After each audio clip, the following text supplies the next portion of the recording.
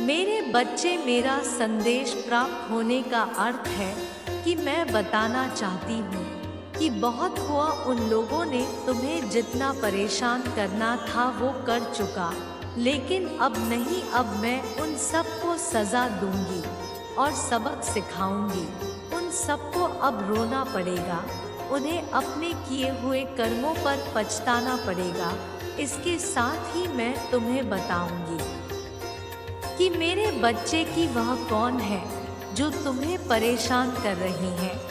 यह तुमको बताऊंगी। जिस प्रकार जन्म देने वाली माँ के सामने उसकी बच्चे को यदि कोई परेशान करता है तो उसकी माँ परेशान करने वालों को अवश्य ही दंड देती है और अपने बच्चों की रक्षा करती है। कोई कुछ कहे तो माँ से बर्दाश्त नहीं होता, क्योंकि माँ की ममता बहुत ही ज़्यादा गहरी होती है अपने बच्चे के प्रति। उसी प्रकार मेरी ममता तुम्हारे लिए बहुत ज़्यादा गहरी है। मेरे बच्चे, तुम्हें इस पर विश्वास है तो हाँ टाइप करके लाइक करो। मेरे बच्चे, तुम्हारी गलती के बिना तो तुम्हें कोई परेशान करे, यह मैं बर्दाश्त नहीं कर सकती। मेरे क्रोध का उस व्यक्ति को सामना करना ही होगा जिसने तुम्हारे साथ गलत किया होगा। उसको तुम्हारी माँ अवश्य ही दंड देगी। मैं जानती हूँ कि तुम बहुत ही सीधा साधा और भोले भाले हो जो सब पर विश्वास करता है, क्योंकि वह खुद के हृदय की तरह सबको समझता है। मेरे प्यारे बच्चे, तुम किसी के साथ छल कपट नहीं करते, तुम किसी के साथ गलत नहीं करते, तो कोई मेरे बच्चे के साथ भी गलत नहीं कर सकता। वह भले ही इस बात को ना जाने, लेकिन मैं स्वयं पूरी बात को जानती हूँ कि कौन उसको परेशान कर रहा है और कौन उसकी पीठ पीछे क्या कर रहा है। मुझसे कोई भी बात छुपी हुई नहीं है, लेकिन गलती करने वाला यह बात भूल चुका है कि वह जो कर रहा है वह मेरी नज़रों से बचा नहीं है। शायद वह भूल गया है कि यदि उसके अच्छे कर्मों का फल मैं बहुत अच्छा देती हूँ, तो यदि वह तुम्हारी यानी मेरे बच्चे के साथ गलत कर रहा है तो मैं उसे अवश्य ही दंड भी दूंगी। उसका कहना है कि तुम अपनी मनमानी करो, जो भी कुछ करना चाहते हो, तुम किसी की बातों पर ध्यान मत दो। तुम्हें अपने जीवन को अपनी मर्जी के हिसाब से जीना चाहिए। उसकी कही हुई यह बात कि तुम पैसे अपनी मर्जी के हिसाब से खर्च करो और खूब खर्च करोगे तो वह तुम्हें बर्बादी का एक रास्ता पर ले जाने का उसका प्रयास है, जिससे कि तुम बर्बाद हो जाओ। उसका यह कहना कि तुम्हें काम करने की क्या ज़रूरत है, आराम की ज़िंदगी जियो और जिससे कि तुम्हारे सभी रास्ते बंद कर सको, वह तुम्हें कर्महीन बना दे। इसका अर्थ यह हुआ कि तुम्हारे पास रखी हुई पूंजी व्यर्थ के कर्मों में खर्च हो जाएगी और काम तुम कुछ करोगे नहीं तो तुम अपने आप ही अपने स्तर से बहुत नीचे चले जाओगे और तुम्हारी हालात खराब हो जाएगी, जिससे कि तुम अपने जीवन में दर दर की ठोकरें खाने लगोगे, लेकिन तुम्हारे शरीर को मिले हुए आराम की आदत तुम छुड़ा नहीं पाओगे। मेरे बच्चे, सुनने में यह बात बहुत साधारण सी है, लेकिन तुम्हारे जीवन में तुम्हें ना कि व्यर्थ की चिंताओं की उलझन में फंसकर तुम अपने कर्मों को करना छोड़ दो।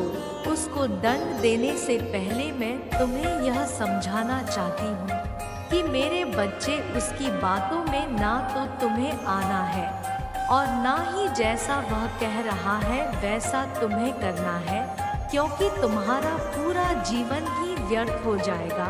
तुमने जो पीछे अच्छे कर्म किए हैं वह सब व्यर्थ होने लगेगा, और लेकिन जो तुम्हें गलत रास्ता दिखा रहा है मैं उसे अवश्य ही दंड दूंगी।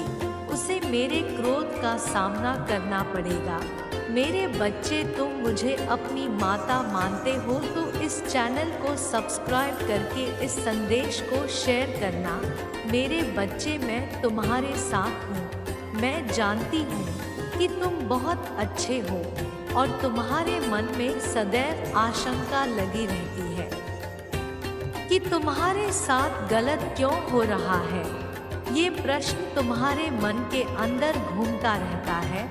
आज मैं यह प्रश्न का उत्तर दूंगी। तुम्हारे मन की हर शंका को निश्चित ही दूर करूंगी। तुम मेरी बोली हुई बातों पर विशेष ध्यान देना, क्योंकि बातों पर ध्यान नहीं दिया तो समझोगे नहीं। मेरे बच्चे, यह प्रश्न जरूर उठता होगा कि बुरे लोगों के साथ अच्छा क्यों होता है। अगर कोई बेईमानी करता है और लोगों के साथ गलत करता है और गलत सोचता है, तभी भी उसकी बरकत होती है। वही सबके साथ अच्छा करने वाले और भला सोचने वाले के साथ हमेशा बुरा होता है। ये एक ऐसा प्रश्न है मेरे हर बच्चे के दिल में आता है। तो आज मैं तुम्हें सत्य घटना और उदाहरण के माध्यम से इन सभी प्रश्नों के जवाब दूंगी। मेरे बच्चे, तुम्हारे मन में उठ रहे हर प्रश्न का उत्तर आज मिल जाएगा। मैं विश्वास दिलाती हूँ कि तुम्हारे मन की शंका नहीं होगी। बात पुराने समय की है, जब एक नगर में दो पुरुष रहते थे। पहला पुरुष व्यापारी था जो बहुत ही अच्छा और नेक इंसान था। वह धर्म और नीति का पालन करता था, भगवान की भक्ति करता था और मंदिर जाता था। इसके अलावा वह हर तरह के गलत कामों और गलत संगति से दूर रहता था। लेकिन दूसरा व्यक्ति इसके बिल्कुल विपरीत और दुष्ट प्रवृत्ति का था। वो हमेशा गलत कार्य करता था।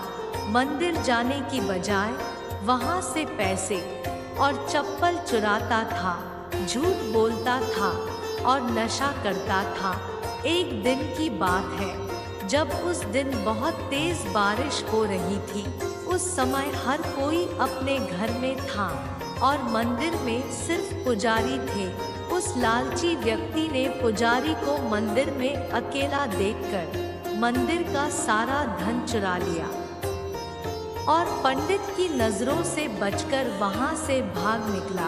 कुछ समय पश्चात वहीं पर वह वाला व्यापारी मंदिर में दर्शन के लिए गया तो उस पर चोरी करने का इल्जाम लग गया। वहां पर लोग जमा हो गए और व्यापारी को भला बुरा कहने लगे।